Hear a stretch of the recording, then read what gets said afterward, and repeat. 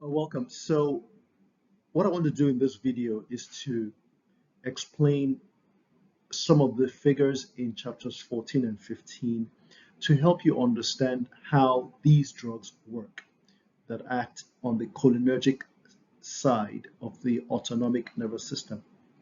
So figure 14.1 shows the cartoon of a neuron. It is a motor neuron, and what's important to note, there is a synapse between um, the postsynaptic cell and the presynaptic neuron. So the presynaptic neuron releases a transmitter, which could be acetylcholine, norepinephrine, dopamine. It could be different things. And that binds to a receptor in on the postsynaptic cell. So that postsynaptic cell could be a muscle, it could be another neuron, but that's the typical layout. Now, if we look at that synaptic junction, that's the point 2 in the figure on the left, is what's blown up a little bit in the figure on the right, in figure 14.2. So this is showing some of the steps of what happens in the presynaptic nerve terminal and how first you make, that's step 1, you make the transmitter.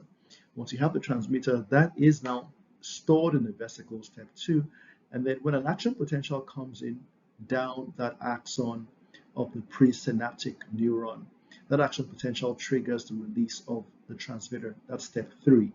Now, two things have to happen. So first is the transmitter should bind its postsynaptic cell receptor to elicit some effect. So that's why the transmitter was released in the first place. So yes, that's what we want. That's what's the goal. However, if we do not remove that transmitter, that postsynaptic cell will be activated continuously for a long time, which is often not good. So there are several ways by which that action is terminated, and that's step 5, which is termination of the binding of that action of that transmitter and stopping the effect on the postsynaptic cell. And that termination of the transmitter action could happen in usually one of 3 ways. So first is in here. So it can diffuse away. This is common with amino acid transmitters like glutamate, like GABA. It just diffuses away. Okay. And then another option is that it could be reuptaken, that is, taken back up into the presynaptic neuron. That's very typical of your amine transmitters like epinephrine and histamine and serotonin. They are terminated by reuptake. That's 5A. And then in 5B, you could have another one where the transmitter is metabolized, so it's broken down into its components. That's very relevant for acetylcholine. Acetylcholine is broken down to acetyl and choline. Neither acetyl nor choline is able to activate this postsynaptic cell receptor. So that way, the action of acetylcholine is terminated.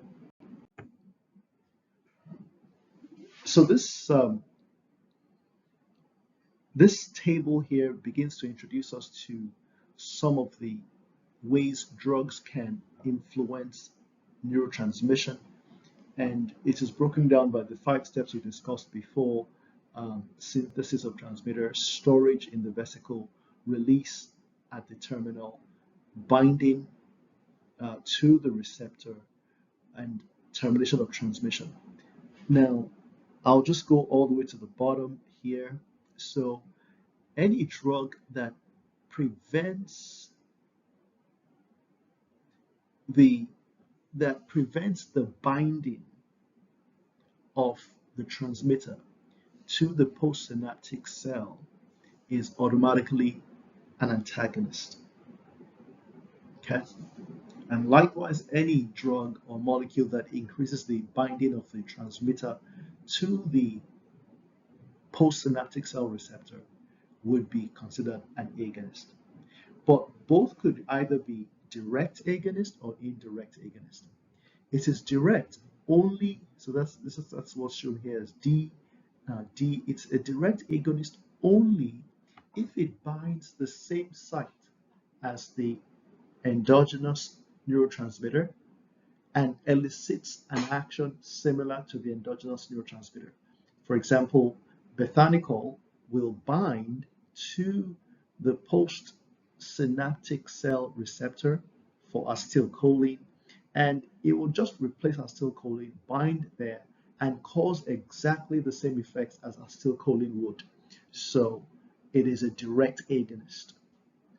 On the other hand, a drug like atropine will bind the same receptor at the same site that acetylcholine binds in the postsynaptic cell and doesn't cause the effect. So we say that atropine is a direct antagonist.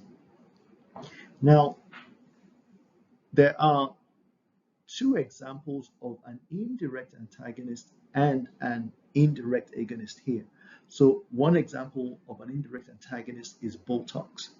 Now, Botox blocks step 3 in this process. It blocks the release of the neurotransmitter of acetylcholine. So if you don't release acetylcholine, there's nothing to bind at the postsynaptic cell postsynaptic cell receptor, and so essentially you inhibit the action of that transmitter, even though it's indirect because you're not binding at the postsynaptic cell receptor.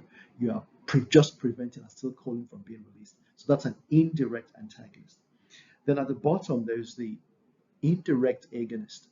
So the drug pyridostigmine, the way that works is that I mentioned before that acetylcholine's action is terminated when it binds, when it is broken down into acetyl and choline. The enzyme that breaks that down is an enzyme called acetylcholinesterase.